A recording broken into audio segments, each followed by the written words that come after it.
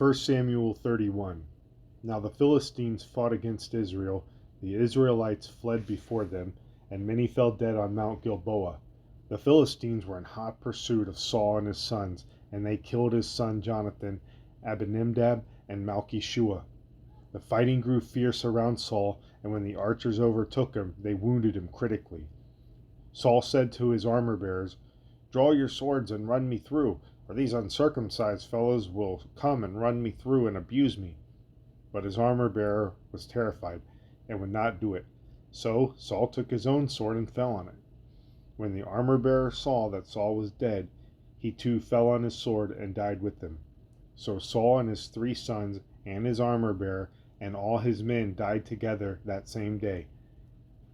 When the Israelites along the valley and across the Jordan saw that the Israelite army had fled, and that Saul and his sons had died, they abandoned their towns and fled, and the Philistines came and occupied them.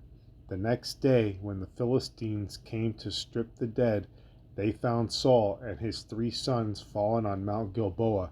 They cut off his head and stripped off his armor, and they sent messengers throughout the land of the Philistines to proclaim the news in the temple of their idols and among their people.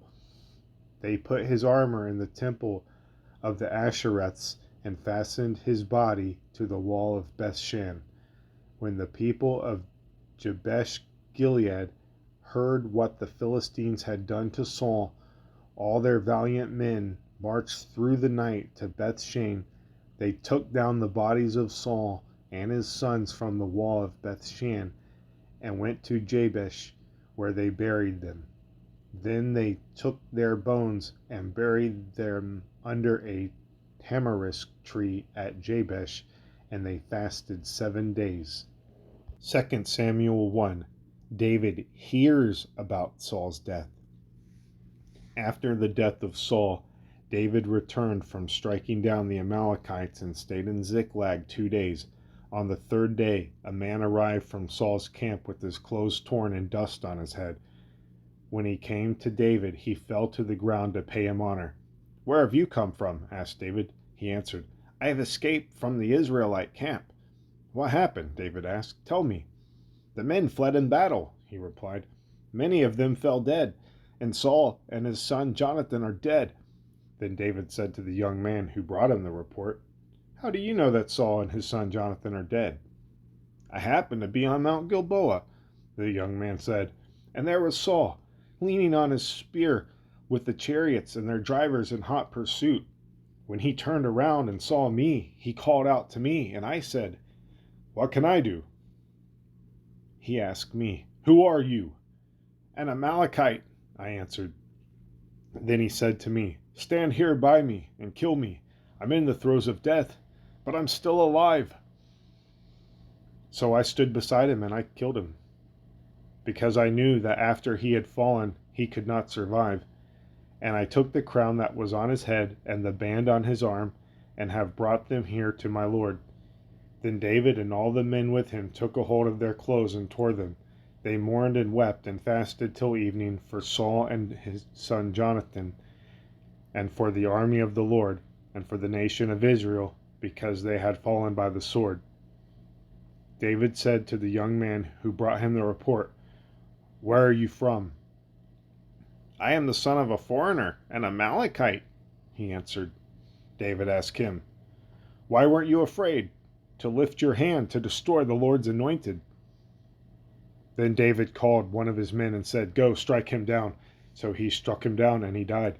For David had said to him, "Your blood be on your own head. Your own mouth testified against you when you said, 'I killed the Lord's anointed.'" David took up the lament concerning Saul and his son Jonathan, and he ordered the people of Judah be taught this lament on the bow, and it is written in the book of Jasher, "A gazelle lies slain on your heights, Israel, how the mighty have fallen. Tell it not in Gath, proclaim it not in the streets of Ashkelon, lest the daughters of the Philistines be glad, lest the daughters of the uncircumcised rejoice. Mountains of Gilboa, May you have neither dew nor rain. May no showers fall on your terraced fields. For there the shield of the mighty was despised, the shield of Saul, no longer rubbed with oil. From the blood of the slain, from the flesh of the mighty, the bow of Jonathan did not turn back. The sword of Saul did not return unsatisfied. Saul and Jonathan, in life they were loved and admired, and in death they were not parted. They were swifter than eagles and stronger than lions. Daughters of Israel, weep for Saul, whose clothes you in scarlet and finery, who's adorned your garments with ornaments of gold. How the mighty have fallen in battle.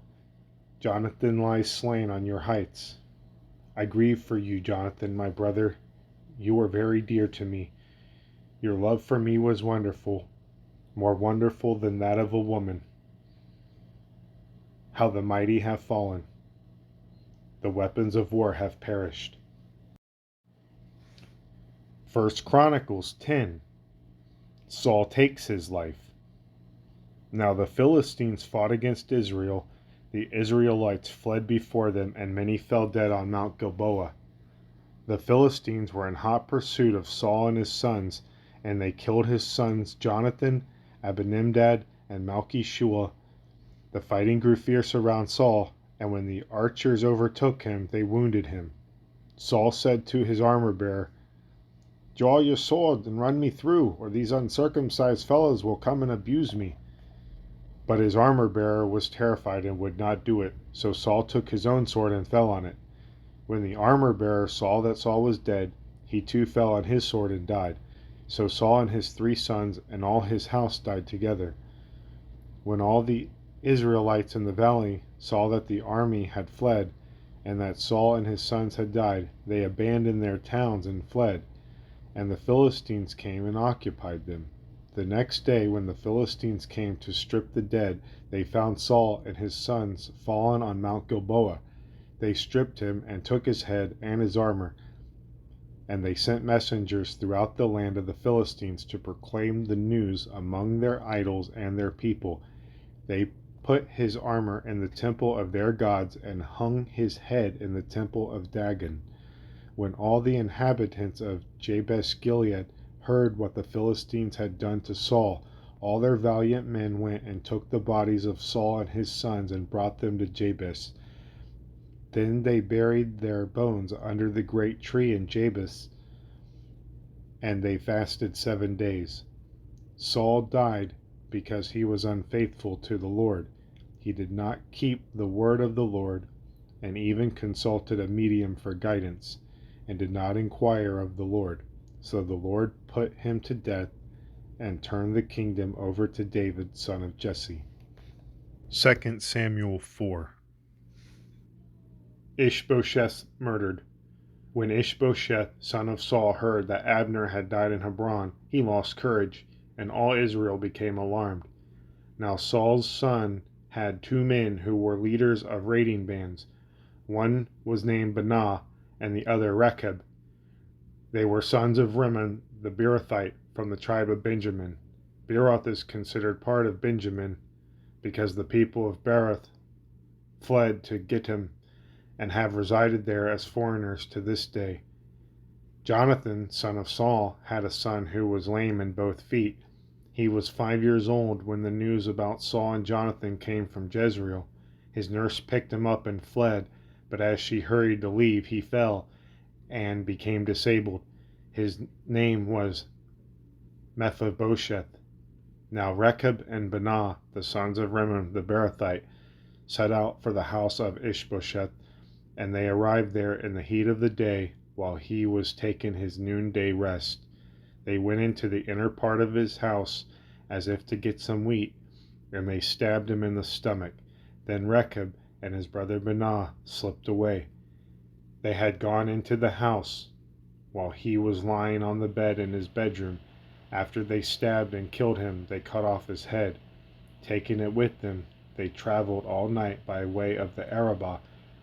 They brought the head of Ishbosheth to David at Hebron, and said to the king, "Here is the head of Ishbosheth, son of Saul, your enemy, who tried to kill you." This day the Lord has avenged my lord the king against Saul and his offspring." David answered Rechab and his brother Benah, the sons of Rimmon the Beerothite, "As surely as the Lord lives, who has delivered me out of every trouble, when someone told me, 'Saul is dead,' and thought he was bringing good news, I seized him and put him to death in Ziklag. That was the reward I gave him for his news. How much more, when wicked men have killed an innocent man in his own house and on his own bed, should I not now demand his blood from your hand and rid the earth of you?" So David gave an order to his men, and they killed them. They cut off their hands and feet and hung the bodies by the pool in Hebron. But they took the head of Ishbosheth and buried it in Abner's tomb in Hebron.